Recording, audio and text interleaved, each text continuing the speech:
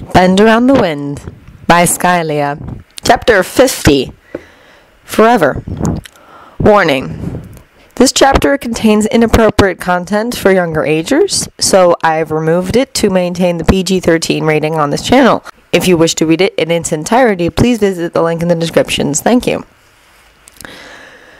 You are such a fool, Loki said after some silence. What's that? Tony mumbled. His brain was not fully back in gear yet. Don't think I don't know that this was about hatchets, Loki explained. And seriously, Tony really started to hate hearing his name. Do you remember that there's one name you don't want me to say if we're anywhere close to being naked? Can we add his name to that list too? Loki lifted up from his chest to look down at him. That is what all of this is about, isn't it? It's not just suspicion about his motives or simple wariness. It's not any of the things you said. You're just being territorial.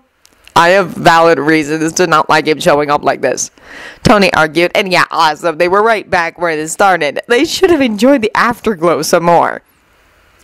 Yes, I am aware. Loki looked at him sternly. So I am being cautious to a reasonable level.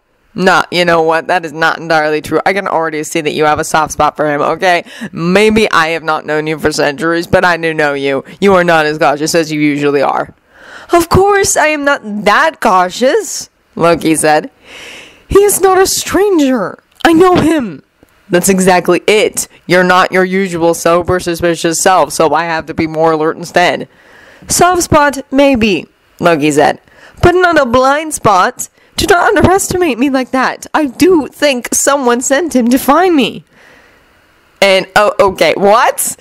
Tony sat up, frowning a little. All right, so we did not expect that to come out of Loki's mouth. Asgard? He asked. Loki shook his head. Definitely not Odin or Thor, Loki answered. Odin does not know him that much, and Hatchet hates Thor, so that is unlikely as well. Well, that was another puzzle piece that slid into place.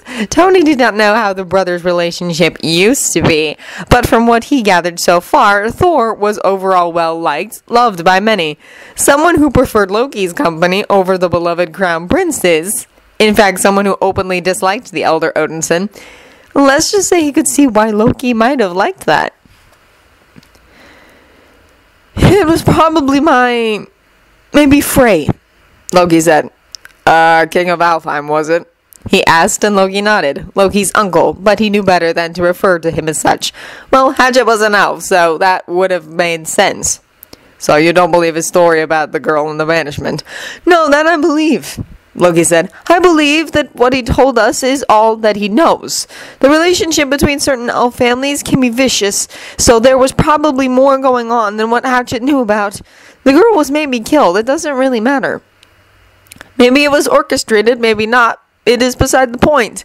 Hatchet was right about one thing. He is scapegoat material. He is likely to be used to smooth over something like this. He has neither status nor any family. Our friendship was the only thing that put him anywhere near the court. He was also not very well liked. Shocker. So you think he was actually banished, and then later he was sent after you by Frey? Why, what would Frey want? That I do not know. Loki shrugged. Maybe it wasn't even him, it's just a guess. Frey certainly knows about everything that happened, including my invasion of Midgard. I doubt he seeks to do a favor for Odin, so maybe Frigga. I really do not know. Tony let that sink in for a moment, so it definitely put a new spin on things. Well, it also made some of the things he said utter baloney. I'm sorry, he said. I'm an ass. Loki raised an eyebrow. Of course you're being cautious enough. Like Loki was the type to be blinded by a smile or put at ease by a big hug. Please, what was he even thinking? Loki never took anything at face value. Of course, he realized that something was not right with Hatchet's story. I am cautious, but I am not suspicious, Loki said. It's very unlikely Hatchet has nefarious intents. Again, Loki did not say impossible, just very unlikely. Tony should pay more attention to these subtle differences. Loki always chose his words carefully. Are you going to confront him about this? Ask him who sent him? Loki chuckled. No. Why not? Because if he's still the same, if he is still like the way I remember him, he will confess soon enough. He could never stand lying to me, not for long. It shouldn't take more than a few days. Consider it a test and do not interfere. Loki stared at the small smile playing on Loki's lips for a few moments. Okay, you gotta tell me what the deal with you and him is. I just can't put a label on it. There was closeness, intimacy or something. He could see it in the way Hatchet easily leaned into Loki's face like he did it a million times before. How Loki let him do it. He could see the unspoken conversations, how they understood each other with a few glances. There was a whole lot of history between them. Loki spoke confidently about his loyalty, even if he was certain that the guy was, in fact, lying about why he was searching for him. He could see why Loki would like certain things about him, but some details were still not adding up. He is a friend, Loki said. I told you that. Just a friend? No, don't look at me like that. Someone whom you've known your whole life shows up and you are obviously close. Can you blame me for wondering? Loki put a hand on his chest and pushed him back on the bed. He leaned over him then so that they could look at each other properly. Is this jealousy? It's not like that, Tony said. He didn't really know how to put it. It was more than that, but it was hard to explain. He did not want to sound needy. He did not want to whine like a greedy child. I love you, was what he opened with. And I know we've been in this together for some years now, but how could that ever compete with centuries? Loki put a finger on his lips, silencing him. It's not a competition, he said, and I am not a prize to be won. I know that, Tony objected. The reason I am with you is not that you were the only man around, or because we've been constantly together for the last couple of years. I have given you my love, and I won't take it back just because someone I'm fond of returned to my side. Or do you think my love is such a fickle thing? Something that can be snatched away just by anyone. Something I give easily. I know it's not, but if you've already given it to him, should I be worried about returning to Midgard? Loki asked. Will you turn away and go back to her? You know I won't, Tony answered. Do you doubt my loyalty then? No, of course not. Tony said and put his hands around his waist just to hold onto him again. Then what are you so worried about? Loki asked with a smile. It was one of those moments when Tony felt incredibly young. I don't know. That I'm just me. A big-mouthed inventor with a strange sense of humor and an unhealthy hero complex.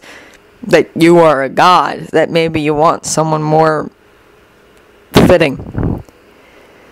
This was the first time he felt that maybe he was not good enough for Loki. And it was terrifying. Oh, silence, you fool!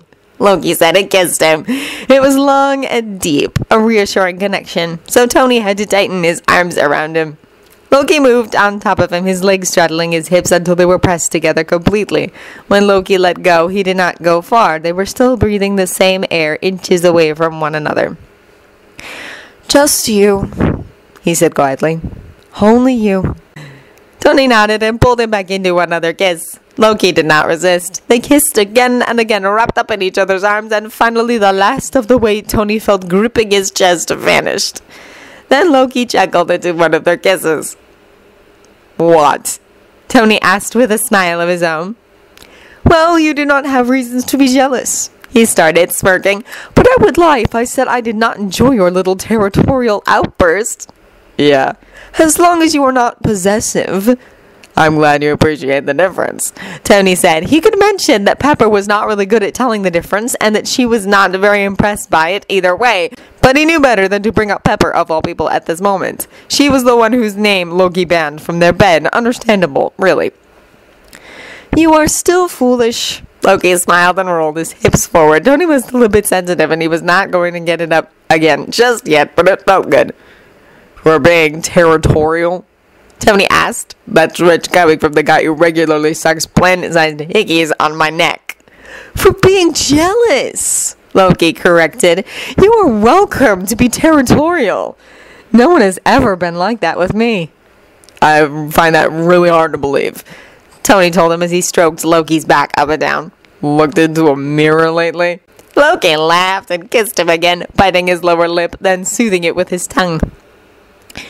I don't know, Loki said after he pulled away again. Some were jealous, but that was more of a possessive carnal desire than anything else. He kept moving his hips slowly, and the oil from before in Loki's cum made the slide perfectly slick. But nothing else, he continued. They were either not that attached to me, or they did not think a prince would be willing to settle for one lover only. Well, I am attached, Tony said, and started moving under him when his dick heroically started to show interest again. And I do want to be the only one.